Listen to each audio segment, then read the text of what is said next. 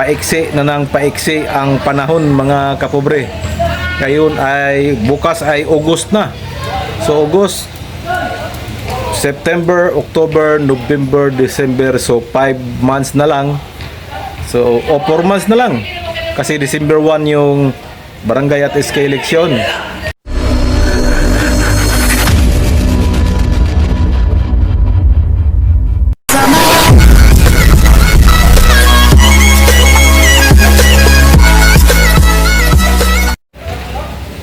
Hello! Welcome back mga kapobre sa ating munting channel, Pobreng Mapalad Vlog. So araw po ng Huwebes ngayon at panibagong araw, panibagong biyaya, panibagong pag-asa of course. Panibagong vlog tayo ngayon mga kapobre. So huwag muna nating pag-usapan yung barangay at SK election.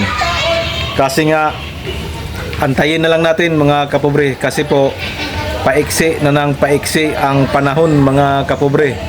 Ngayon ay bukas ay August na. So August, September, October, November, December. So 5 months na lang. So 4 months na lang. Kasi December 1 yung barangay at SK election. So medyo paiksi na ng paiksi ang panahon mga kapobre. At ang ating ituon lang natin ang ating atensyon ngayon sa August 15 kasi nga marami pong nagsasabi mga kapobre na maglalaps na daw yan sa August 15. So antayin na lang natin yan mga kapobre kasi nga kung totoosin po at totoo po ito mga kapobre, kung pinirmahan niya ng Pangulo matagal nang pinirmahan yan. At kung binibito yan, matagal na rin niyang binibito. Pero wala eh. Kaya isa na lang ang ating aantayin. August 15, magti 30 days yan. Tingnan natin kung papasok ba yung lapse in tulo. So, kaya nang sabi ko, iantayin lang natin yan mga kapobre. So ngayon pag-usapan natin tong napakahalagang informasyon o binigay na paalala ng Komisyon on Eleksyon sa ating mga botante. Kasi nga bukas is mag-umpisa na yung voters registration. At ang pwede lang magparehistro bukas hanggang sa August 10 is yung mga bagong botante na 17 to 15 years old na mga SK. At wala pong transfer ang mangyayari.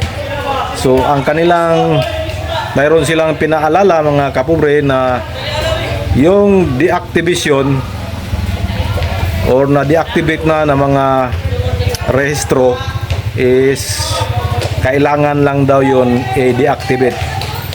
Bawal po magrehistro ng panibago.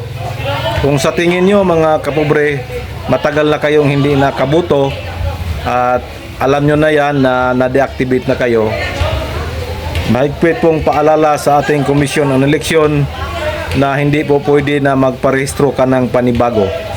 Dapat deactivation ang iyong gagawin mga kapobre. Kasi nga pwede kang kasuhan daw yan. Isa daw yung criminal offense. So delikado. So yan, paalala ng Comelec, dapat yung mga na-deactivate na is humingi lang kayo ng porma sa Comelec ng deactivation form. Huwag pong bago, hindi po pwede na panibagong registration.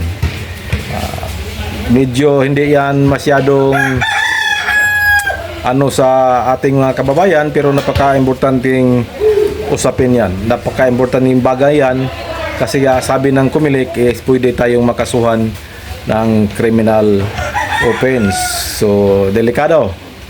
So yun, bukas sa gustong magparehistro lalo na sa mga SK is agahan nyo na. Biyernes. So Biyernes bukas. So kailangan nyo ng maagang pumunta ng Commission Election Office para magparehistro. So good luck sa mga magparehistro at sa Komisyon ng Eleksyon. Ah, alam ko ginawa nyo yan para pagandaan kung sakali mang matuloy ang barangay at SK election. Pero mga kapobre, ito po sinasabi ko po sa inyo dito ngayon na habang wala pa pong batas na panibago, yung pagpospon ng barangay at SK election, hindi pa po napirmahan ni Pangulo at hindi pa po binibito at lalong hindi pa po nag-lapse into law. Kaya sa makatuwid mga kapobre is ang ating barangay at SK election scheduled is December 1, 2025. So hanggang dito lang mga kapobre, yun lang po ang akin. Usap-usap lang tayo dito palagi para updated kayo at paki-subscribe na lang po sa ating munting channel, Pobreng Mapalad Lang. Maraming salamat sa inyong pagsubaybay at magandang hapon. Bye-bye. God bless us all. I love you all. Bye-bye.